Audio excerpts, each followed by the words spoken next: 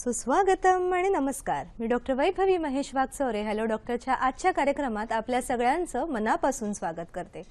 प्रेक्षक हो, असं म्हटलं जातं दोन व्यक्तींमधलं सगळ्यात लांब आणि धोकादायक असं जे अंतर आहे ते म्हणजे त्या दोन व्यक्तींमधले असलेले गैरसमज. ज्या व्यक्तीला दोन शब्दांच्या मधला अर्थ कळला आणि त्याने तो जाणून घेतला त्याच व्यक्तीला खरोखरचा संवाद साधता येतो. परंतु आजकाल आपण बघतो की या वाढलेल्या जीवनशैलीमुळे, या बदललेल्या जीवनशैलीमुळे शारीरिक, मानसिक आणि सामाजिक या तीनही स्तरांवरती दाम्पत्यामधलं आणि ओव्हरऑल कुटुंबामधला संवाद कुठेतरी अपुरा पडत आहे. आणि मग या अशा अपुऱ्या आणि चुकीच्या संवादातूनच अनेकविध समस्या समोर येत आहेत आणि त्यातलीच एक महत्त्वाची समस्या आहे वंध्यत्व, जी काळाच्या ओघात हळूहळू वाढत चाललेली आहे. आणि हाच सर्व अंदाज घेऊन या वंध्यत्वाच्या समस्येला निवारण करण्याचा पर्याय काय असेल, तोच एक जागरूकतेचा कार्यक्रम आम्ही आज तुमच्या समोर सादर करणार आहोत. आणि तो या विषयाच्या माध्यमातून की वंद्य आलेले आहेत ते आहेत डॉक्टर संदीप माने सर. नमस्कार सर. हॅलो डॉक्टर परिवारामध्ये आपलं मनापासून स्वागत करूया. प्रेक्षक हो, डॉक्टरांची ओळख सर्वप्रथम आपण पाहूयात. लंडनमधील प्रख्यात रॉयल महाविद्यालयातून स्त्रीरोग आणि वंध्यत्व निवारणात डॉक्टर संदीप माने यांनी डॉक्टरेट पदवी मिळवून तब्बल 12 वर्ष तिथे राहून आपल्या ज्ञानाचा भारतातील जनतेला उपयोग व्हावा या इच्छेने ते आपल्या मायदेशात परत आलेले आहेत. ओरिजिन फर्टिलिटी सेंटरची स्थापना करून ठाण्यातलं पहिलं सरोगेट बाळ तसंच 30 वर्ष वंध्यत्वाशी झगडल्यानंतर वयाच्या 55व्या वर्षी गर्भधारणा करून देण्याचा मान सरांच्या नावावरती आहे आणि याची दखल BBC वर्ल्ड न्यूजने सुद्धा घेतलेली आहे. त्यांनी सरोगसी सारख्या गुंतागुंतीचा विषय अत्यंत सोप्या पद्धतीने जनतेला कळावा आणि समाजाचं प्रबोधन व्हावं या दृष्टीने मराठी आणि इंग्रजी या दोनही भाषांमधून विशेष पुस्तकही लिहिलेलं आहे. समाजाचे ऋण फेडण्यासाठी ओरिजिन फाउंडेशन या सेवाभावी संस्थेच्या माध्यमातून त्यांनी बिघडतं डॉक्टर आणि पेशंट हे जे काही नातं आहे ते सुधारण्यासाठी एक राष्ट्रव्यापी मोहीमच सुरू केलेली आहे. महाराष्ट्र शासनाच्या मदतीने निवासी डॉक्टरांना सुसंवादाचे प्रशिक्षण देण्याचे हे जे कार्य आहे ते सर जे महाविद्यालयापासून सुरू झालेले आहे आणि खरोखरच ही मोहीम महाराष्ट्र राज्यभरात अशीच पुढे आपण राबवत राहणार आहोत. तर प्रेक्षक हो, आजचा जो आपला विषय आहे वंध्यत्व संवादातून निवारण, विषय थोडासा वेगळा आहे पण खरोखरच काळाच्या गरजेचा आहे. तर तुम्हाला लागतील आमचे फोन नंबर या संवादासाठी. तर पाहूयात आपले फोन नंबर.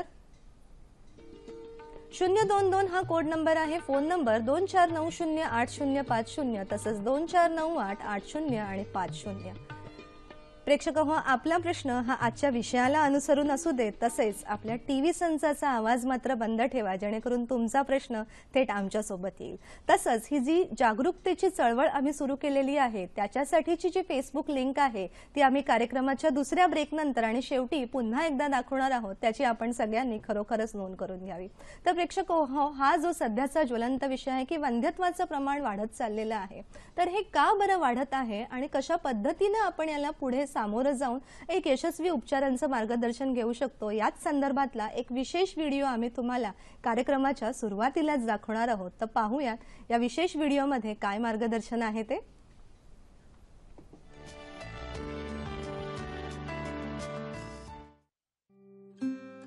आज वंध्यत्वाशी झुंजणाऱ्यांची संख्या वाढली आहे. बदलती जीवनशैली, वाढतं वय, वाढणारं वजन या आणि अशा अनेक कारणांमुळे बऱ्याच जोडप्यांना माता पिता होण्यासाठी झुंजावं लागतं. अशा वेळी त्यांना IUI, IVF अशा उपचार पद्धतींचा वापर करावा लागतो.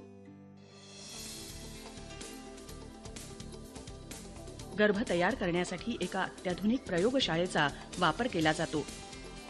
होणाऱ्या आईचं स्त्रीबीज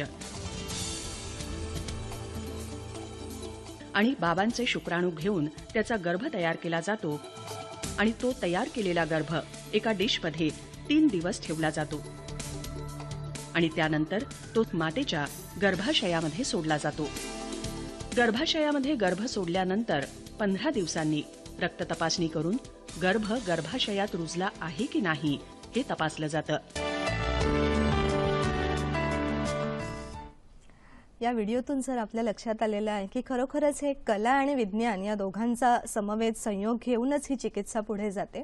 परंतु मला तुम्हाला आजच्या कार्यक्रमाच्या विषयाने विचारायचं आहे की खरोखरच वंध्यत्वाशी जे कपल्स झुंज देत आहेत, झगडत आहेत, त्यांनी डॉक्टरांचा सल्ला घेणं तर आवश्यक आहे, परंतु त्याच्या पूर्वी त्यांच्याशी कसा संवाद स्वतःमध्ये साधला गेला पाहिजे. हो ना, वंध्यत्व हा विषय म्हटलं की आपल्या समोर विचार येतो डॉक्टर्स, सोफिस्टिकेटेड टेक्नॉलॉजी, हॉस्पिटल्स, औषधं, इंजेक्शनं असे सगळे विचार यायला लागतात.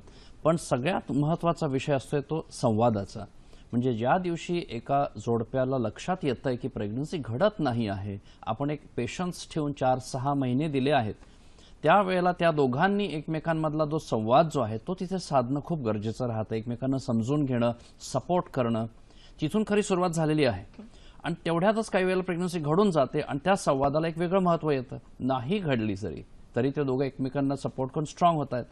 पुढे जाऊन घरातल्यांशी बोलणं सुरू होतंय, तिथे संवादाचा विषय येतोय. घरामध्ये आईकडे म्हणा, सासू सासऱ्यांकडे म्हणा, नंदेकडे म्हणा, काय जी घरातली मंडळी असतील ह्यांच्याशी हा विषय बोलल्या जातो. त्यावेळेला घरातल्यांनी त्यांच्याशी कशा प्रकारे संवाद करावा. पण घरातल्यांना नॉलेज त्या विषयाचं नसतं म्हटल्यानंतर त्यांच्याशी झालेल्या संवादातून प्रश्न काही सहजासहजी सुटत नसतो, पण एक पाठिंबा मिळतो. मग मित्रमैत्रिणी आलं, इंटरनेट आलं. आता ह्या सगळ्या माध्यमातून माहिती गोळा करून ती माहिती योग्यच मिळेल असं नसतं, म्हणून विषय तो गंभीर व्हायला लागतो. मग अशा वेळेला डॉक्टरांकडे जाणं आणि मग तो संवाद करून घेणं हे जास्त फायद्याचं ठरतं. अर्थातच. म्हणजे सर आपल्या मार्गदर्शनानुसार पहिले त्या दोघांमध्ये सुयोग्य संवाद होणं आवश्यक आहे आणि नंतर आपल्या मदतीला डॉक्टर तर आहेतच. पण सर हळूहळू पुढे उपचार सुरू होतात. मग उपचार सुरू झाल्यापासून ते पूर्ण होईपर्यंत संवादाचं काय विशेष महत्त्व राहतं? हा ना, आजपर्यंत जनरली ह्या विषयावर बोललं जात नाही, कारण हे असं एक समजूत असते की ते तर होतच आहे, पण एवढं सोपं नाही आहे. संवाद घडवायला कपलला सुद्धा एकमेकांना एक वेगळं एफर्ट घ्यावं लागतं. धावपळीचं आयुष्य, गडबडीचं आयुष्य. डॉक्टरांकडे आल्यानंतर आता पहिला प्रश्न येतोय, बापरे आता इथे काय सांगतील, काय टेस्टमध्ये निघेल, खरंच हा प्रश्न सुटेल का, आता इथून पुढे काय काय होईल. घाबरतोच. एक पेशंट हॉस्पिटलमध्ये जातो जेव्हा, पेशंट काय म्हणायचं कपल, तेव्हा त्यांना भीती असते की आता आपल्या ह्याला घेऊन काय सांगतील आणि काय होईल. मग पहिला डॉक्टरचं काम तिथं येतं संवाद साधून सगळ्यात आधी एक रिअश्युरन्स आणि धीर द्यायचं, आश्वासन द्यायचं की आपण काय असेल ते सामोरं जाऊया, बघूया ना, ओपन माइंड ठेवूया, होपफुली काहीच लागणार नाही, होपफुली असंच 2-4 महिन्यांच्या गोळ्या देऊनच प्रश्न संपेल, तुम्हाला परत माझ्याकडे यावं पण कदाचित लागणार नाही. आता एखादी जर गोष्ट अशा प्रकारे मांडली तर तो पेशंट सर्वप्रथम सेटल होतोय, जरा बरं वाटतंय आणि विश्वास वाढायला लागतोय. अशातनं मग त्यांची मनाची तयारी व्हायला लागली की चला ॲटलिस्ट आपल्याला मदत होते आहे आणि होपफुली काही मोठं लागणार नाही. त्यामुळे डॉक्टरांचा संवाद सुरुवातीचा खूप वाईटल असतोय, तो नीट होणं गरजेचं असतं. अर्थातच. म्हणजे पुढे जी आपण चिकित्सा करणार आहोत तिला पाठबळ देण्याचं जे काम आहे हा सुरुवातीचा संवाद करत जातो. आणि सर तुम्ही जसं आम्हाला सांगत आहात की खरोखरच या संवादातनच बऱ्याचशा गोष्टी सॉल्व्ह होतात आणि काही औषधांमध्ये सुद्धा नुसती प्रेग्नन्सी आपली राहू शकते. अजून एक पॉईंट इथे म्हणतो असं बघा की जेव्हा संवाद करतो डॉक्टर जे कोणी, तेव्हा त्यांना काळजी घ्यावी लागते की त्या पुरुषाला काय वाटतंय, त्या स्त्रीला काय वाटतंय, घरातली काय परिस्थिती असू शकेल. एखादी गोष्ट बोलून जातो आपण, दोष हा शब्द जर आला कुठे, ह्याचा दोष त्याचा दोष, काय काय सुरू होईल तिथून पुढे खूप काळजीपूर्वक बोलावं लागतं की कोणाला काय वाटेल आणि काय नाही वाटेल. मात्र त्याची कारणं शोधताना सुद्धा मग आम्हाला ते संवाद करून ते नीट समजवणं, म्हणजे वंध्यत्व काय, पुढे काय काय होणं, हे सगळं पण त्याच्याबरोबरच आलं ते सुरुवातीच्या संवादामध्ये. बरोबरच. म्हणजे रुग्णाच्या शारीरिक, मानसिक आणि अर्थातच कौटुंबिक या सगळ्या बाजूंचा विचार करूनच सर आपण तो संवाद साधतो. पण मग सर हा असा जो संवाद आहे तो एका बैठकीतच पूर्ण होतो का? आता तुम्ही समजू शकताय प्रत्येक कपल वेगळं असतं. एखाद्या कपलला अगदी सगळं झटकन समजतंय आणि आपल्याला आपलं काम सोपं, एखादा फॉर एक्झाम्पल डॉक्टरच आहे तर आपलं काम अजून सोपं होतंय. पण ज्याला त्यातलं ज्ञान नाही आहे आणि अगदी शून्यातून सुरुवात करायची की बाबा प्रेग्नन्सी होते कशी, स्त्रीबीज म्हणजे काय, शुक्राणू म्हणजे काय, त्याची क्रिया बॉडीची कशी असते, त्यावेळेला मात्र त्या कपलला आपण खूप माहिती एकाच वेळेला सगळी बंबार्ड केली तर त्यांना अधिक काही ऐकू आलेलं नाही किंवा त्यांना काही कळलेलं नाही. आणि आपल्याला असं वाटतं की आपण त्यांना अर्ध्या एक तासामध्ये खूप माहिती दिली आणि आता ते सगळं त्यांना कळायला लागलंय. पण अनफॉर्च्युनेटली ते तसं नसतं. एका झटक्यातच तुम्हाला सगळंच सांगता येईल असं नाही. काही वेळेला त्या पेशंटच्या लक्षात आलंय, थोड्या गोष्टी घरी जाऊन विचार होत आहेत, मग त्यांना परत येऊन बोलावं असं वाटतंय. त्यामुळे वेगवेगळ्या वेगवेगळ्या प्रकारची लोक असतात. काहींना झटक्यात सगळं कळतंय, काहींना 2दा 3दा पण यावं लागतं, पण तिथं घाई गडबड करून चालत नाही. जेवढा लागतो तेवढा वेळ द्यावा लागतो. आणि अर्थातच जे सुद्धा दाम्पत्य वंध्यत्वाला झुंज देत आहेत त्यांचं मानसिक पाठबळ आधीच कमी झालेलं असतं. आणि सर, जेव्हा चिकित्सा सुरू होते तेव्हा बऱ्याचशा तपासण्या केल्या जातात. तर तपासणीच्या दरम्यान खरोखरच तो मानसिक स्थैर्य राहणं आणि पुढच्या चिकित्सेला सामोरं जाणं महत्वाचं आहे. मग त्या दरम्यान काही वेगळा विशेष आपला संवाद असतो का? हो ना, कसं सुरुवात जी केली आपण घरातनं, काही जी सुरुवात झाली, डॉक्टरांकडे पहिल्या व्हिजिटला आल्यानंतर काही जी सुरुवात केली आपण, तिथं 4 गोष्टी समजवल्या, हस्बंड वाईफला पूर्ण क्रियेचा अंदाज दिला. त्यावेळेला आपण चांगला एक पाया भरणी केली आहे की पुढे जायची जर वेळ आली. आता कसं आहे ना, आल्यानंतर आपण जनरली कारणं शोधायचं काम करतो. कारण का तर की कुठलंही गोळी, एकही सोनोग्राफी देण्या अगोदर मला माहिती पाहिजे की प्रॉब्लेम काही आहे का. स्त्रीबीज, शुक्रजंतू, साध्या टेस्ट असतात बघा. ब्लड टेस्ट असते, सोनोग्राफी असते, शुक्रजंतूंचे तपास असतात. अशा 4-5 टेस्ट असतात. त्या टेस्ट करून कारण न कळता अंधारात बाण मारल्यासारखी औषधं द्यायला जर सुरुवात झाली तर ते चुकतं.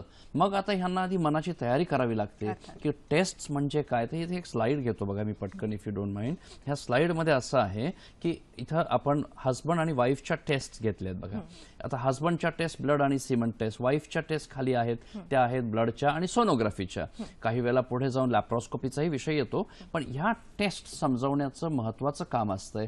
त्याचं कारण कळलं त्यांना की मनाची तयारी होते आहे, त्यातून होपफुली सगळं नॉर्मल येऊन पुढे जाऊ शकतोय. पण टेस्टसाठी पॉझिटिव्ह माइंडने आपल्याला काम करावं लागतं. अर्थातच. म्हणजे सर, थोडक्यात संवादातनं निवारणाची ही सगळ्यात पहिलीच पायरी आहे वंध्यत्वाची. याच अनुषंगाने सर, आपल्याला एक प्रश्न आलेला आहे दीप्ती यांचा, मुंबई इथून. नमस्कार दीप्तीजी. हॅलो, विचारा प्रश्न. हा डॉक्टर, ऍक्च्युली माझे ट्यूब्स आहेत ना, 2 ट्यूब्स, ते ब्लॉक आहेत आणि त्याच्यात हायड्रोसल्फाईन होतं. तर माझं लॅप्रोस्कोपीतून ती ट्यूब डिलिंग केलेली आणि नंतर मला IVF केलेलं आणि त्या IVF मध्ये एकच एम्ब्रॉय तयार झालेला. तर मी एकच टाकला होता, पण ते म्हणजे सक्सेस नाही झालं, फेल झालं. आता मला डॉक्टरनी परत सप्टेंबर मध्ये करायला सांगितलंय. ओके, बरं. तर म्हणजे हे काय, म्हणजे असं फेल व्हायचं, युट्रस वगैरे सगळं बरोबर आहे, एंडोमेट्रियम लाइनिंग वगैरे सगळं, AMP करतात ना टेस्ट वगैरे, ते पण बरोबर आहे. ठीक आहे दीप्तीजी. हा हा. दीप्ती ताई, तुम्ही प्रश्न एक जो विचारलाय त्याच्यामध्ये मला वाटतं अख्खं वंध्यत्व तुम्ही ते कव्हर केले ते एका प्रश्नामध्ये. म्हणजे कसं सांगतो बघा, तुम्ही म्हणताय दोन्ही ट्यूब ब्लॉक्ड होत्या, हायड्रोसाल्पिंग्स, काही शब्द सगळ्यांना कळतील असं नाही म्हणून थोडं सोप्यात सांगतो बघा. काही इन्फेक्शन कधी झाली असते तुमच्या न कळत, त्या ट्यूब्स डॅमेज होतात आणि त्यावेळेला तिथं पाणी साठतं. त्याला आम्ही हायड्रोसाल्पिंग्स जे तुम्ही म्हणालात ना ते असं म्हणतो. मग तसं जर असेल तर त्या ट्यूब्स निकामी झालेल्या आहेत. एवढंच नाही तर पुढे जाऊन केलेल्या ट्रीटमेंटला त्याचा दुष्परिणाम होत असतोय. म्हणून त्या ट्यूब्स काही वेळेला डिलिंक हा शब्द जो तुम्ही वापरला ते आम्ही डिस्कनेक्ट करतो. म्हणजे ज्या एखादा पेशंट म्हणाला, अरे पण तुम्ही ट्यूब का काढणार, काढायचं नसतं, ते डॅमेज्ड आहेत आणि पुढच्या दृष्टीने इरिपेरेबल आहेत म्हणून त्या डिस्कनेक्ट केल्या जातात. नाहीतर IVF फेल होऊ शकतं. हा तुमचा पहिला भाग झाला, ते केलं ते बरोबर. आता ते IVF केलं जेव्हा, तिथे पुढचा प्रॉब्लेम, एक स्त्री बीज, एक गर्भ आणि तो ट्रान्सफर करून फेल झाला. ह्यात मला त्या ट्यूबचा काही भाग दिसत नाही. आता स्त्री बीजांचा भाग दिसायला लागला आहे की एकच का घडला.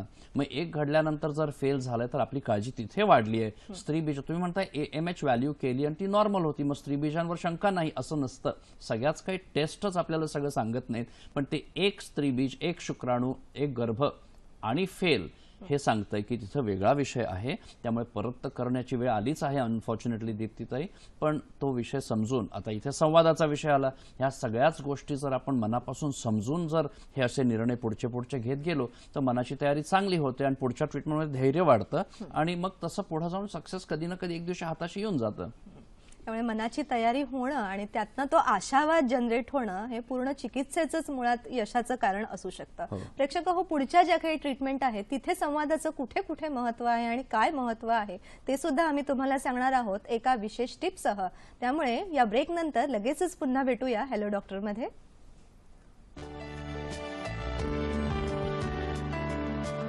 प्रेक्षक हो, दरवेळेला विषयाशी अनुसरून टिप्स आम्ही तुमच्यासाठी आणतच असतो. तर पाहूयात यावेळच्या काही विशेष टिप्स.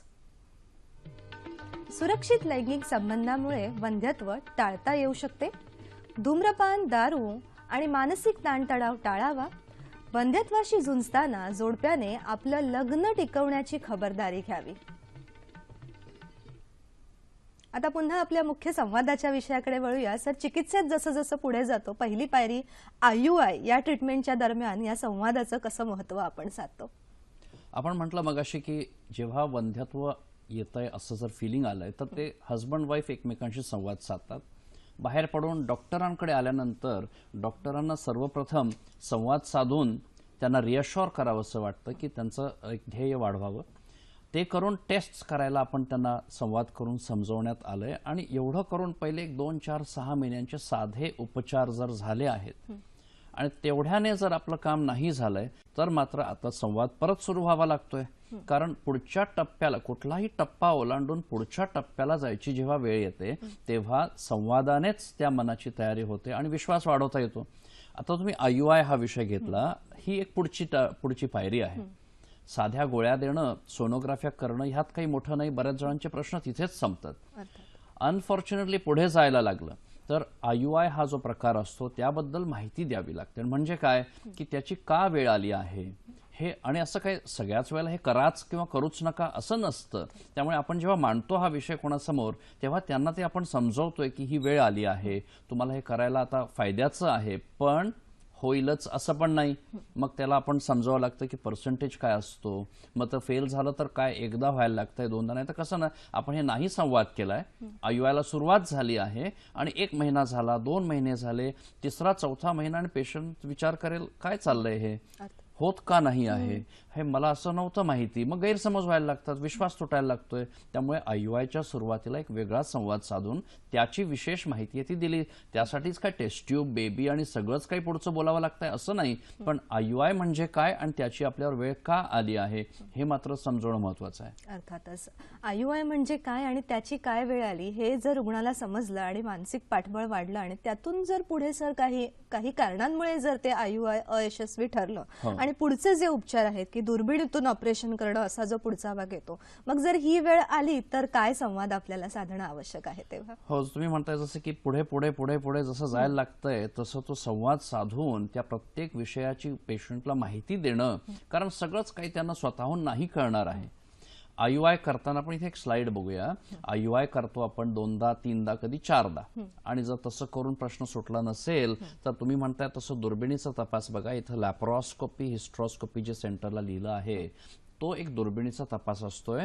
तो करून माहिती आपण अजून गोळा करतो. आता लॅप्रोस्कोपी म्हणजे दुर्बीण आहे, कट आहे, अॅनेस्थेसिया असतोय, तिथे खर्च येतोय, थोडा त्रास असतो. मग अशा वेळेला आपल्याला ते IUIच्या अगोदर लॅप्रोस्कोपी आता का करावी, परत जाऊन लॅप्रोस्कोपी नंतर काय अपेक्षा ठेवाव्या, त्यामुळे ह्या दुर्बिणीच्या तपासाबाबतीत सुद्धा काउन्सिलिंग करावं लागतं. आणि त्या संवादामध्ये परत दुर्बिणीची का आता गरज आहे, त्याचे काय प्रॉब्लेम्स होऊ शकतात, त्याला ऑफकोर्स खर्च किती आहे, त्यानंतरच्या वेळामध्ये त्या ऑपरेशनला घेऊन मला काय त्रास होईल, मला जॉब सोडावा लागेल का, घरी बसावं लागेल का, त्यानंतर तरी प्रश्न सुटेलच का, नाही जर सुटला तर मग या दुर्बिणीचा काय उपयोग झाला. ही सगळी संवादातूनच माहिती दिली जाऊ शकते. हे सगळंच काही इंटरनेटवरतून, गुगलमधून नाही. आणि तिथं जरी सगळी माहिती असेल तरी ती प्रत्येकाला आपल्या परीने योग्य आहे ती माहिती तशी नाही मिळत. अर्थातच ही आपल्या परीने जी योग्य म्हणजे व्यक्तिपरत्वे, रुग्णपरत्वे जी माहिती दिली जाते ती सुद्धा खूप महत्वाची असते. आणि असाच आपल्याला एक फोन येत आहे बुलढाण्यावरून. नमस्कार. नमस्कार. हा, नमस्कार. सर, माझ्या लग्नाला 13 वर्ष झालेले आहेत. बरं. आणि मी आतापर्यंत 3 वेळा टेस्ट ट्यूब बेबी केलेला आहे. ओके. आणि त्यामध्ये गर्भात सोडल्यानंतर गर्भाची वाढ व्यवस्थित होत नाही. तर त्यासाठी काय करावे लागेल किंवा काय काळजी घ्यावी लागेल? बरं बरं. तर आता असं आहे की हा विषय थोडा ब्रॉड आहे. तुम्ही म्हणताय 3दा टेस्ट ट्यूब बेबी झालेलं आहे, 3 वेळेला अपयश आलेलं आहे, 13 वर्ष. बघा असं आहे ना, तुमचं नाव माझ्या नाही लक्षात आलंय पण तुम्हाला समजवतो मी. 13 वर्ष जेव्हा लागतायत तिथे काही ना काही प्रश्न आहेत. आता पहिलं तर तिथं आपण सामोरं जाऊया त्या गोष्टीला. मग तो शुक्राणूंचा प्रश्न आहे का, स्त्रीबीजांचा आहे का, ट्यूब्सचा आहे का, गर्भपिशवीचा. टेस्ट ट्यूब बेबी केली आहे 3दा, याचा अर्थ आता त्या ट्यूब्सचा प्रश्न नाही राहिला, आता शुक्रजंतू, स्त्रीबीज आणि गर्भपिशवींचाच प्रश्न आहे. मग आता ह्याच्यासाठी ज्या काही टेस्ट झाल्या असतील, दुर्बिणीचा तपास झाला असेल, ब्लडच्या टेस्ट झाल्या असतील आणि शुक्राणूंचा, जनरली स्त्रीबीजांच्या कमजोरीचा प्रश्न असू शकतो किंवा गर्भपिशवीमध्ये रुजण्याच्या क्षमतेचा प्रश्न असू शकतो. असं जर कुठे दिसून आलं असेल, कसं ना, एक IVF करतो आपण तेव्हा आशेने असतोय, नाही तर परत चला दुसरी वेळ आली तर दुसरी आशा ठेवून केलं, तिसरी वेळ पण केलं, मग कुठेतरी जाऊन विचार येतोय की हे असं किती वेळ चालणार, आता हा खर्च होतोय, त्रास होतोय, हा फायदा तर काहीच होत नाही, मग आपल्याला ह्याचं उत्तरही कळत नाही, 3-3दा का फेल झालंय. मग अशा वेळेला पुढे जर जायची वेळ आली तर आपल्याला त्याची कारणं शोधावी लागतात. कारणं जर नाही मिळाली तरी काही वेळेला पर्यायी मार्ग, आता तुम्ही बोलताय म्हणून पुढचं सांगून ठेवतो तुम्हाला, स्त्रीबीज बदलण्याचा विषय कधी येतो. आता ह्या गोष्टी अशा समजवणं सोपं नाही, पण तो विषय येऊ शकतोय, गर्भपिशवीच्या क्षमतेचा विषय येऊ शकतोय. हे सगळे आता ऑफकोर्स पुढच्या टेस्ट तुमची खूप माहिती असेल, त्याचा आढावा घेऊनच ह्याच्यात पुढे मार्ग शोधता येईल. अर्थातच. सर, त्यांचं नाव अंकुश असं होतं आणि त्यांच्याच प्रश्नाच्या अनुषंगाने मी विचारते की वारंवार अपयश येण्याची काय मुळात कारणं असू शकतात?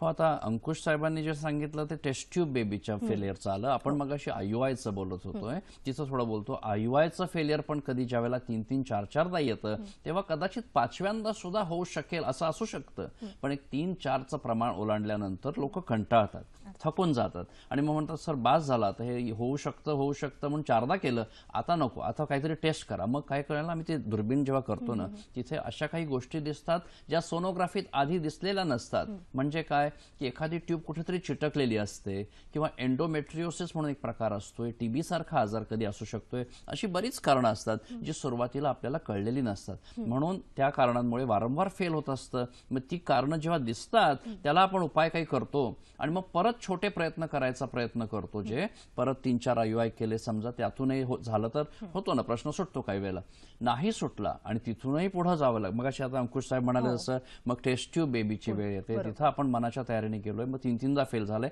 त्यात ही कारणं जी होती ती मी आता सांगितलीच त्यांना. अशी वेगवेगळी कारणं असतात. बरोबर. पण यातून जर पुढे आपल्याला जायचं आहे, म्हणजे IUI वारंवार फेल झालं, पुढचे कुठले वेगळे मार्ग आपण अजून यातनं पुढे शोधू शकतो?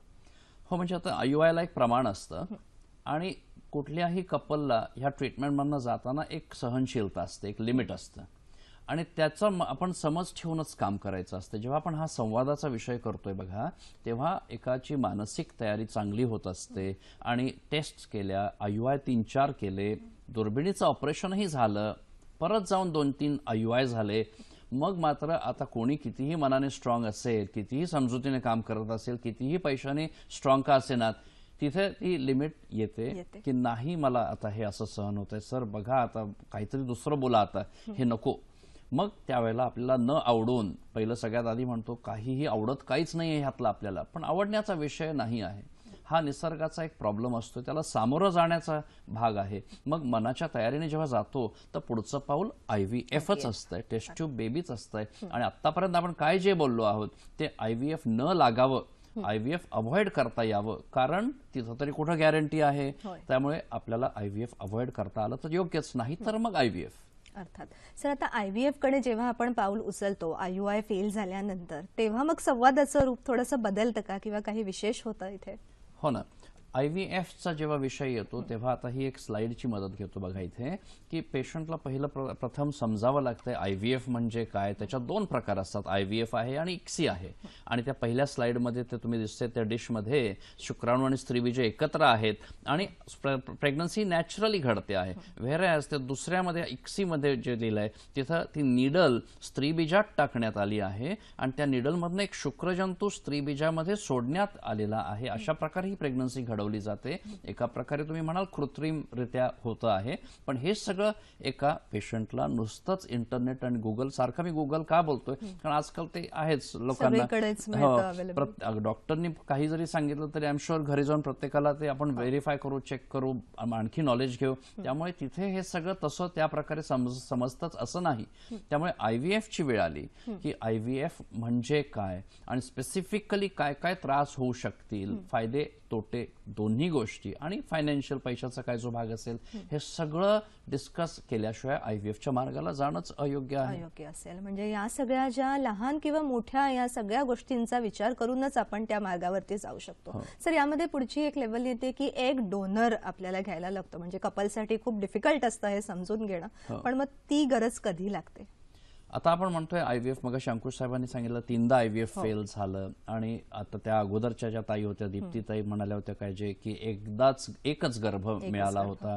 मग अशा वेळेला जेव्हा ह्यांची ट्रीटमेंट त्या टोकाला चालली आहे, 5-5, 7-7 वर्ष आपण उपाय करता आहात आणि एक महिना, म्हणजे इमॅजिन करू शकतो जनरल पब्लिकला वंध्यत्वाशी झुंजणाऱ्यांची थोडीशी जाणीव करून द्यावी इथे की हे प्रत्येक महिना त्या गोष्टीला सामोरं जात, एकमेकांना सपोर्ट करत, फॅमिलीला सांभाळत, जॉब सांभाळत, हे प्रोसेस इतकं ते त्रासदायक होऊन गेलेलं असतं की त्या पॉइंटला येऊन IVFची वेळ जेव्हा येते तेव्हा ते खूप थकलेले असतात आणि त्यामुळे तिथं आल्यानंतर फेलियर परत यायला लागलं आणि जर संवाद कमी पडला असेल, मनाची तयारी जर कुठं कमी पडली असेल तर नक्कीच तिथे पेशन्स संपतो, विश्वास तुटतो. मग काही वेगवेगळ्या ठिकाणी जाणं होतं, सल्ले अजून भरपूर येत असतात, इकडे जा तिकडे जा.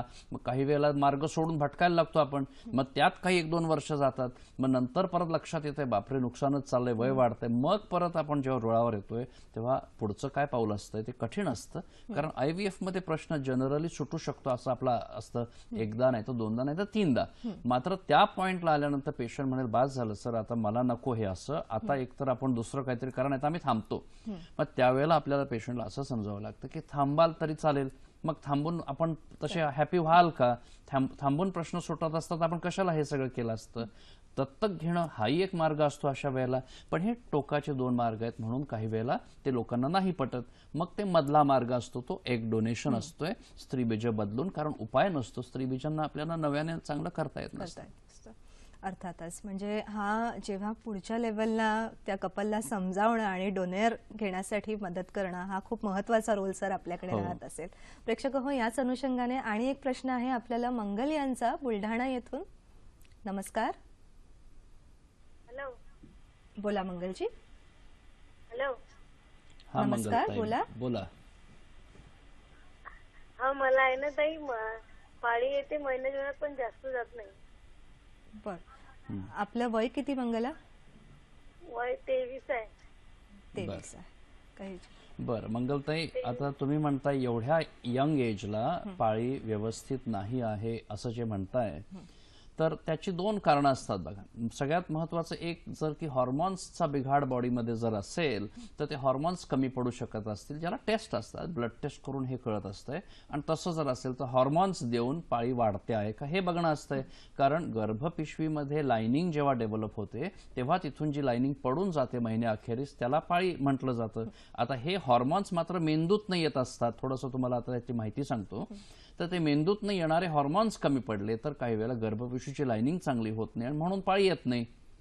मात्र जर हॉर्मोन्स वगैरे बॉडीची बाकी भाग सगळे नॉर्मलच आहेत, पण गर्भपिशवीमध्ये काही एखादी इजा झाली असेल, काही वेळेला TB होतो, काही वेळेला कोणाच्या गर्भपिशवीमध्ये क्युरेटिंग झालेलं असतं वारंवार, मग अशा वेळेला इजा होते तिथे, मग ती लाइनिंग डॅमेज होते, मग तिथं ती परत कितीही हॉर्मोन्स वरतून नॉर्मल जरी आले तर ती लाइनिंग डेव्हलप होत नाही आणि मग पाळी तशी कमीच राहते. मग तुम्हाला वाटेल 4 गोळ्या द्या आणि हा प्रश्न सोडवून टाका. TB सारखा विषय असेल तर तो गोळ्या देऊन तर नक्कीच तो बरा होतो, पण त्या काही वेळेला त्याचे परिणाम मागे राहून जातात. म्हणजे TBचे बॅक्टेरिया जरी गेले तरी सुद्धा गर्भपिशवीची इजा कधी रिव्हर्स होत नसते. मग नुसतंच जर 4 औषधांचा असेल तर तो प्रश्न सुटेल. बाय द वे, पाळी जर लाईट आहे तर प्रत्येकालाच काय पाळी 5 दिवसांची किंवा 7 दिवसांची आणि हेवीच असायला हवं असं नसतं.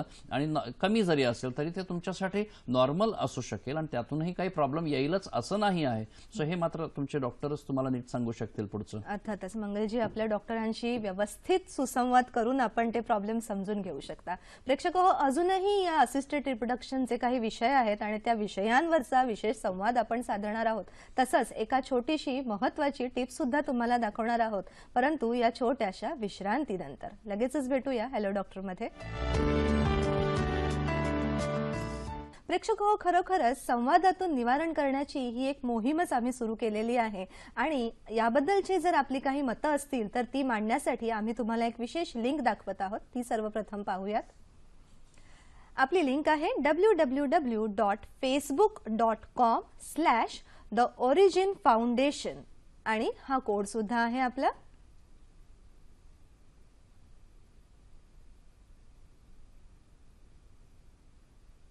तसंच विशेष टिप्स नेहमीच आपल्यासाठी असतात, तर याच पाहूयात काही विशेष टिप्स.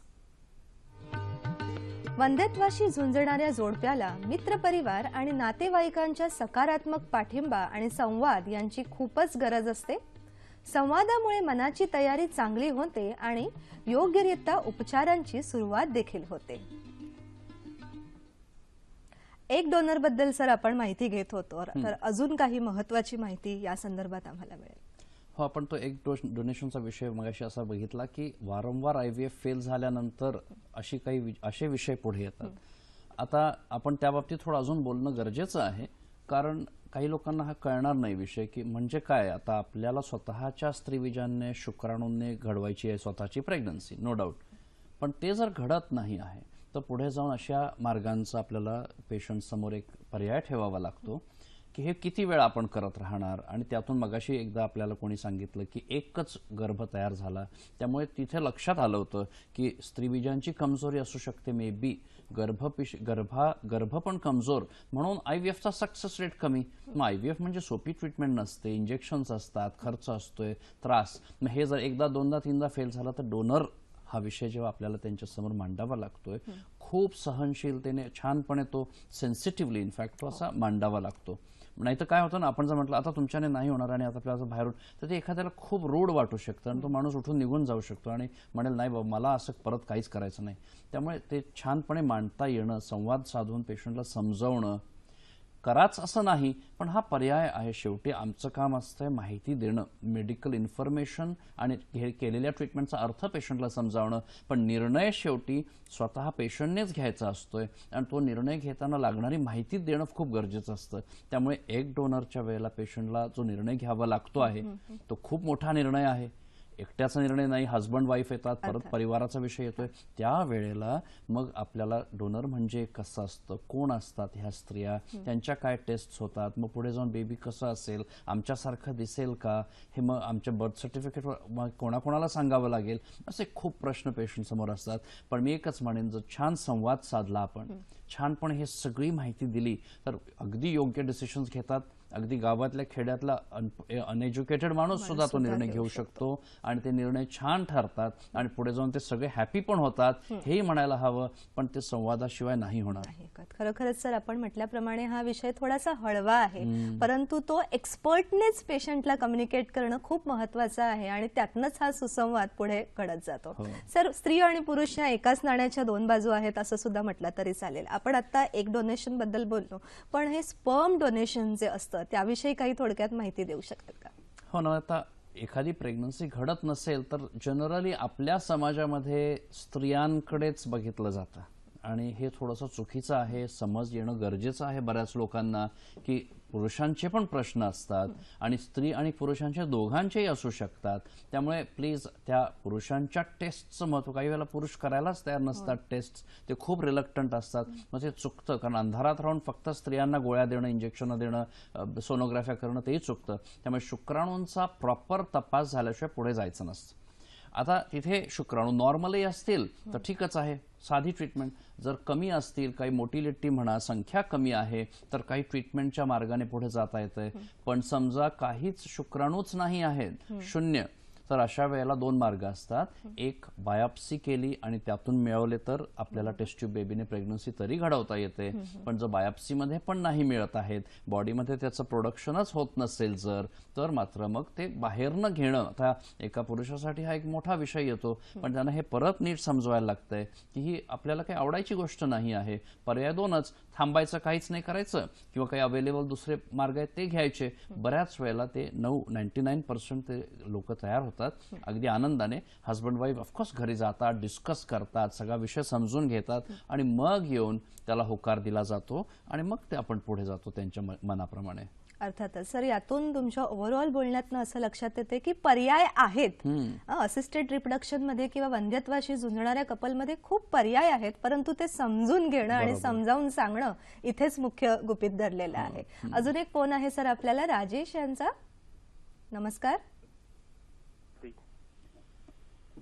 बोला राजेशजी, हॅलो मॅडम. प्रश्न विचारा. आम्ही अकोला येथे डॉक्टरकडे गेलो तरुण राठीकडे. हा ते आयडिया आहे सर की मॅडम केले 5 वेळ केला आम्ही, हा पण आम्हाला काही म्हणजे रिझल्ट मिळाला नाही. बर. हो ना राजेशजी, आता IUIचा मगाशी विषय झाला आपला की ही काही एक अशी खूप IUI ही काही खूप ॲडव्हान्स ट्रीटमेंट आहे असं नाही आहे, पण साध्याने होत नाही. म्हणून एक पुढचं पाऊल म्हणून IUI ट्रीटमेंट जेव्हा आपण हाती घेतो तेव्हा ती पटकनच व्हावं या आशेनेच केलेलं असतंय. पण आपल्याला हे समजणं गरजेचं आहे की IUIने होईलच असं नाही. एकदा, दोनदा, तीनदा, चारदा, आता तुम्ही 5दा म्हणताय, म्हणजे अशा वेळेला वेळ पण खूप गेलेला असणार, उपचार पण खूप झालेले आहेत.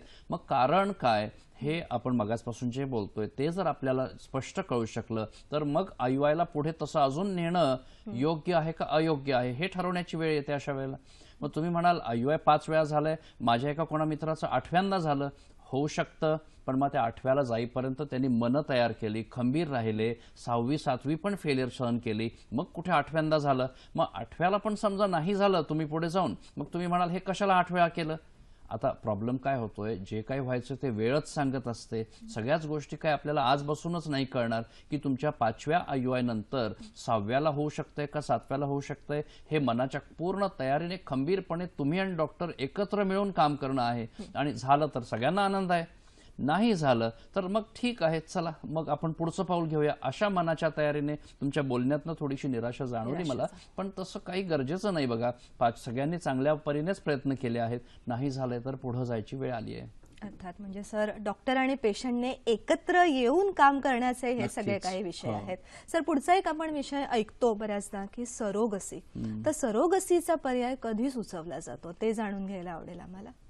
आता आपण मगासपासून कित्येकांचे फोन्स घेतले आहेत की वारंवार फेल होणं येतं आणि कंटाळलेले असतात, थकलेले असतात, पैशाने पण कठीण व्हायला लागलेलं असतं. आणि काही लोकांमध्ये सरोगसी काय आणखी कारणांसाठी, म्हणजे पहिलं कारण सरोगसी सारखा विषय की जिथे ट्रीटमेंट वारंवार फेल होऊन खूप वर्ष झाली आहेत, IVF वारंवार फेल झालेला आहे, तर ती एक इंडिकेशन असू शकतं. गर्भपिशवी, मगाशी कोणाताईंनी सांगितलं पाळी कमी आहे, कोणाकोणाला जन्मतः गर्भपिशवीच नसते. आता ह्या काही गोष्टी लोकांसाठी अगदी वेगळ्या वाटतील, पण असं असतं की गर्भपिशवीच बनत नाही काही वेळेला कोणामध्ये. मग जीवघेणे आजार असतात, हार्ट डिझीज, किडनी डिझीज, त्यांना प्रेग्नन्सी झाली तर त्यांच्या जीवाला धोका असतोय. अशा काहींची गर्भपिशवी कॅन्सरसाठी काढावी लागलेली असते. मग त्यांच्यामध्ये प्रेग्नन्सी कशी घडणार, म्हणून मग आपल्याला असा मार्ग द्यावा लागतो. तो विषय चर्चेत आहे, म्हणून त्याच्यावर मी म्हटलं जसं एक पुस्तक लिहून लोकांना त्याची माहिती द्यायचा प्रयत्न केला आहे की सरोगसी म्हणजे काय. कोणीही आवडीने तो विषय घेत नाही, शेवटचा टोकाचा मार्ग असतोय म्हणून कसं घेतात. आपल्या शुक्रजंतूंना घेऊन त्याची प्रेग्नन्सी होऊ शकते म्हणून त्यांना ते जास्त आवडत असतं. नाहीतर थांबून घरी बसणं आपल्या समाजामध्ये आज काही तो पर्याय नाही आहे. लोकांना खूप त्रास होतो आणि दत्तक घ्यायला सुद्धा चांगला ऑप्शन आहे, पण ज्याला ते मनाने घेता येतंय तसं करावं नक्कीच. आम्ही त्यांना पाठिंबा देतो त्या गोष्टीसाठी, पण ते प्रत्येकाला जमतं असं नाही. आणि पाठिंबा नाही असेल सर्व अडॉप्शनला तर मात्र मनाविरुद्ध जाऊन नाही करावं, नाही करता येत. अर्थातच मनाची तयारी प्रत्येक लेवलमध्ये होणं खूपच महत्वाची आहे. सर, धनंजय यांचा फोन आहे आपल्याकडे गोवा इथून. नमस्कार. हॅलो, बोला. डॉक्टर. हा बोला धनंजय. मी माझे ते वंदकासाठी मी फोन केला होता. माझी चेकिंग झालेली आहे. डॉक्टरने मला सांगितलंय की त्याच्यामध्ये हे जीवाणू नाहीत म्हणून. बरं. तर नंतर मी काय डॉक्टरकडे त्यांच्याकडून औषध वगैरे घेतले तर एकदा वाढलं होतं, त्याच्यानंतर ते वाढलंच नाही. बरं. सध्या तर मी आता दवाखाना माझा बंदच आहे, चालू करणार आहे. पण त्याचे शुक्राणू वाढण्यासाठी मला काय करावं लागेल, म्हणजे कुठलं आयुर्वेदिक औषध घ्यावं लागेल की आणि दुसरं काय. बरं. माझ्या लग्नाला 6 वर्ष झालेले आहेत. होय. बर बर. आणि वय माझं 38 वय. होय. अच्छा धनंजय. बरं. आणि बायकोचं माझ्या 30 वय आहे. आणि बायकोची काय तर त्यांनी टेस्ट केली होती, ते नॉर्मल आलेले आहे. फक्त ते प्रॉब्लेम त्यांनी इकडे सांगितले, केलेले. म्हणजे ते हे जे हे केले त्याच्यामध्ये नॉर्मल रिपोर्ट आलेले अंडाशय. चालेल. बरं धनंजय साहेब, आता हे वाढण्यासाठी कुठलं चांगलं औषध असेल ते जरा सांगा. सांगतो. धनंजय साहेब, थोडक्यात उत्तर हो, देऊया. शुक्रजंतू कमी असतात किंवा शून्य असतात. हां, कमी असतील तर काही वेळेला गोळ्या औषधं देऊन आपण प्रयत्न करतो आणि प्रेग्नन्सी होण्यासाठी एक शुक्रजंतू लागतोय, एक स्त्रीबीज लागतंय, त्या आशेने आपण थांबत असतो. पण जर 0 असतील तर मगाशी सांगितल्याप्रमाणे बायोप्सी करावी किंवा मात्र मग बाहेर न घ्यायची वेळ. ते सगळंच धनंजय साहेब औषधांनीच होतं असं नाही. I am so sorry. प्रेक्षक हो, अजूनही या चर्चेविषयी, या संवादाविषयी विशेष माहिती तुम्हाला देणार आहेत. तसेच आपल्या पुढच्या आठवड्यातले कुठले कार्यक्रम आहेत ते सुद्धा आपण पाहणार आहोत. परंतु या छोट्याशा विश्रांतीनंतर लगेचच भेटूया हॅलो डॉक्टरमध्ये. प्रेक्षक हो, डॉक्टरांप्रमाणे इतरही अनेक डॉक्टर आपल्या कार्यक्रमामध्ये सहभागी होत असतात. तर पाहूयात आपल्या पुढच्या आठवड्यातले कार्यक्रम कोणते आहेत ते. पुढच्या आठवड्यात शुक्रवार दिनांक 4 ऑगस्ट 2017 रात्री 8 वाजताचा कार्यक्रम आहे. स्त्री पुरुष वंध्यत्व आणि आयुर्वेद. सहभाग आहे वैद्य आबासाहेब रणदिवे यांचा. त्यानंतर शनिवार दिनांक 5 ऑगस्ट 2017 रात्री 8 वाजता विषय पाठीचे आजार आणि स्पाइन शस्त्रक्रियेतील आधुनिक चिकित्सा पद्धती. सहभाग डॉक्टर पल्लव भाटिया यांचा. आणि आपला रविवारचा कार्यक्रम 6 तारखेचा रात्री 8 वाजता विषय मासिक पाळीचे विकार आणि संयुक्त उपचार. सहभाग आहे डॉक्टर अनिल पाटील यांचा. पुन्हा आपल्या विषयाकडे येऊया प्रेक्षक हो. सर, वंध्यत्व निवारण होण्यासाठी साधारण किती कालावधी लागू शकतो आणि जर जास्त कालावधी लागला तर काय अडचणी निर्माण होऊ शकतात त्याबद्दल थोडं मार्गदर्शन. आपल्या मगाच्या अर्ध्या तासामध्ये एवढ्या फोन्समधून आपल्याला एवढं तर लक्षात आलंय की वंध्यत्व नुसतं सुटायला हवं, प्रश्न सुटला पाहिजे म्हणूनच सुटतं असं नाही.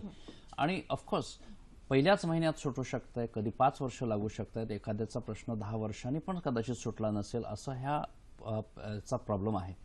आता जेवढ्या लवकरात लवकर सुटेल असा आपला प्रयत्न असतो, पण म्हणून काही आपण शॉर्टकट म्हणून IVF घ्यावं हे बरोबर नाही. त्याला टप्प्याटप्प्यानेच जावं लागतंय. मग जसा जसा वेळ वाढेल तसा प्रॉब्लेम काय वाढतोय की जर समज कमी पडला तर पेशंटचा पेशन्स संपतो, विश्वास तुटायला लागतो, एकमेकांबद्दल संवाद तुटायला लागतो, नवरा बायकोंच्या नात्यामध्ये ताटातुटी येऊ शकते, परिवारांमध्ये वातावरण बिघडू शकतं आणि मग ह्याला घेऊन खूप प्रॉब्लेम्स उभे राहू शकतात. काही चुकीची ट्रीटमेंट व्हायला लागते, कुठे आणखी 4 ठिकाणी जाणं होतं, मग वेळ जातो आणि वयाचा प्रॉब्लेम वाढतो. त्यामुळे जेवढं कमीत कमी वेळेत करावं पण तरी पद्धतीने जावं. अर्थात म्हणजे जेवढं लवकर आणि कमीत कमी वेळेत करू तेवढं यश अजून जवळ येऊ शकतं. प्रेक्षक हो, लक्षात घ्या, द ओरिजिन फाउंडेशन यांनी वंध्यत्व निवारणासाठी सुसंवाद अभियानाची एक चळवळ सुरू केलेली आहे. तर ही चळवळ म्हणजे नेमकं काय ते आपण पाहूयात या व्हिडिओच्या माध्यमातून.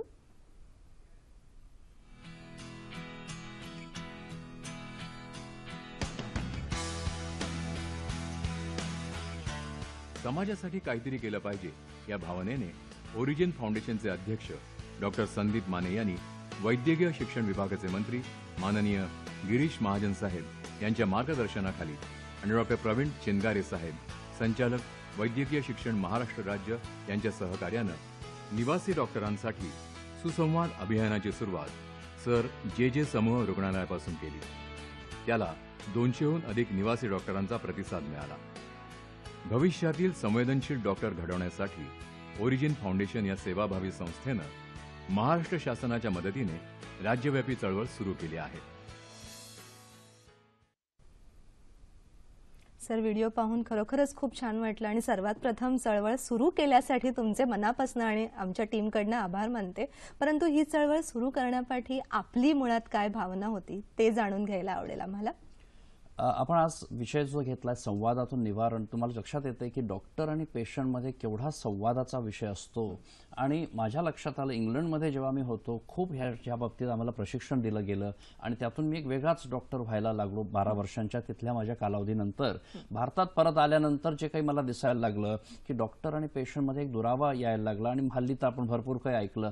हे सगळं बघून माझ्यासमोर 2च पर्याय होते की गप्प बसावं आणि डोळे बंद करावे किंवा काहीतरी करायला आपण सुरुवात करावी. आणि मला लक्षात आलं की जर आपण इथे पावलं उचलली तर बरंच काही बदलू शकते. ही माझी आशेचं माझा भाग आहे. म्हणून मी मंत्री साहेबांकडे गेलो आणि तिथं मी म्हटलं की आपण प्रशिक्षण देऊया, कारण कसं ना KM मधला एखादा विद्यार्थी असतोय किंवा सायन नायर जे हॉस्पिटल्समध्ये खूप पेशंट्स असतात, ते खूप मेहनत घेत असतात आणि त्यातून त्यांना तसा वेळ नाही मिळत आणि पेशंट सुद्धा काही वेळा तेवढ्या आशा पण ठेवत नाहीत. मात्र तिथून बाहेर पडल्यानंतर MD घेऊन बाहेर पडल्यानंतर वातावरण टोटली वेगळं आहे, गुगल आहे, इंटरनेट आहे, पेशंट्स त्या तयारीने बसलेले असतात, तेव्हा आपण त्याला सामोरं जायला तयार नसतो, मग गैरसमज होतात आणि आता तुम्ही बघताय वातावरण काय झालंय.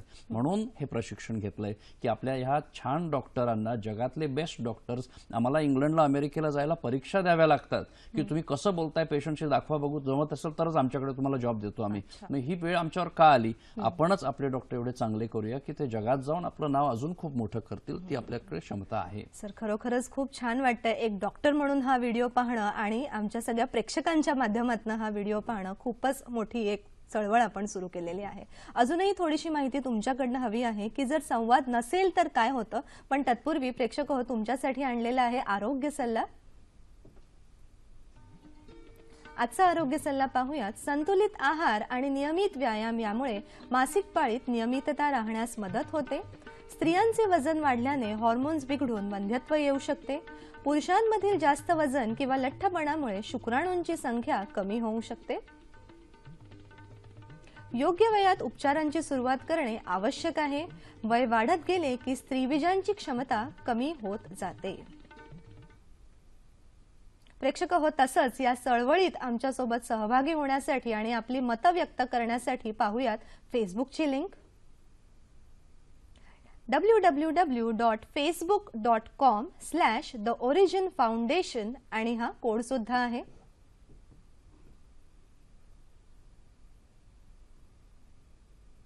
तसंच आजच्या कार्यक्रमाचा काही भाग आपल्याला पाहता नसेल आला आणि विशेष म्हणजे या कार्यक्रमाचा अभिप्राय आम्हाला कळवण्यासाठी आपण हे कार्यक्रमाचं पुन्हा प्रक्षेपण कधी आहे ते सुद्धा पाहूयात.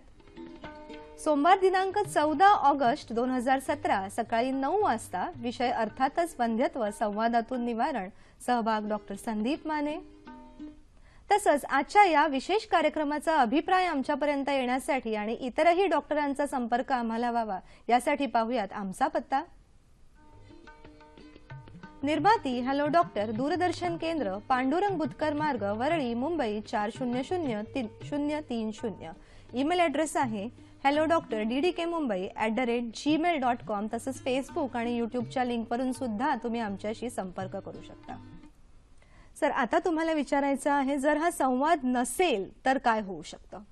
संवाद नसेल तर तुमच्या लक्षात आलं की हे सगळे विषय पेशंट कसे समजणार, त्यांना नुसतं स्वतःहून कसं अपेक्षा करायची आपण. त्यामुळे संवाद नसेल तर विषय समजणार नाही आणि निर्णय चुकतील आणि निर्णय चुकले तर ट्रीटमेंट चुकणार आणि ट्रीटमेंट चुकली तर आपलं पुढचं काम होणार नाही. त्यामुळे सगळं संवादातून सुरू होतं, कारण आपले निर्णय बरोबर होऊन काम प्रॉपर होतं. संवाद नसेल तर गैरसमज होतो, विश्वास तुटेल आणि मग आपण थोडंसं भरकटल्यासारखं होणार आणि काम चुकणार. अर्थातच. सर, एक शेवटचा प्रश्न मला तुम्हाला विचारायचा आहे की आपल्या समाजात, भारतामध्ये या संवादाचं काय विशेष महत्त्व आहे? कसं ना, आपल्या देशामध्ये, भारतामध्ये प्रश्न एवढे मोठे आहेत, गंभीर आहेत की आजपर्यंत कदाचित ह्या विषयाला तेवढं महत्त्व नसेल मिळालं, कारण आपल्याला एवढ्या गोष्टींना सामोरं जायचं होतं.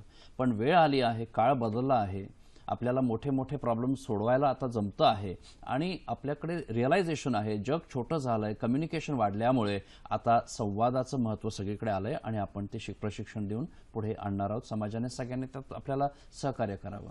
अर्थातच सर, तुम्ही सुद्धा तुमच्या उत्तम संवादातून हा पूर्ण गंभीर विषय आमच्या समोर मांडलेला आहे. प्रेक्षको, लक्षात घ्या, संवादाची समस्याच इथे आहे की आपण कधी समजून घेण्यासाठी ऐकत नाही तर प्रत्युत्तर देण्यासाठी आपण ऐकत असतो आणि याच चुकीवरती आम्ही आज तडजोडीने मार्ग काढण्याचा प्रयत्न केला आहे आणि खरोखरच आपल्या दोघांमधला, आपल्या कुटुंबामधला आणि समाजामधला संवाद सुधारला आणि आपण चिकित्सेत पुढे गेलो तरच आमच्या या जागरूकतेच्या कार्यक्रमाचं यशस्वी श्रेय होईल असं आम्ही मानतो. डॉक्टर, आज तुम्ही आमच्याकडे आलात, खूप उत्तम मार्गदर्शन केलं, त्यासाठी मनापासून पूर्ण परिवारातर्फे आभार आणि प्रेक्षक हो, तुमच्यासाठी सुद्धा खूप खूप शुभेच्छा. संवाद घडू द्यात तरच निवारण होऊ शकेल वंध्यत्वाचं. नमस्कार.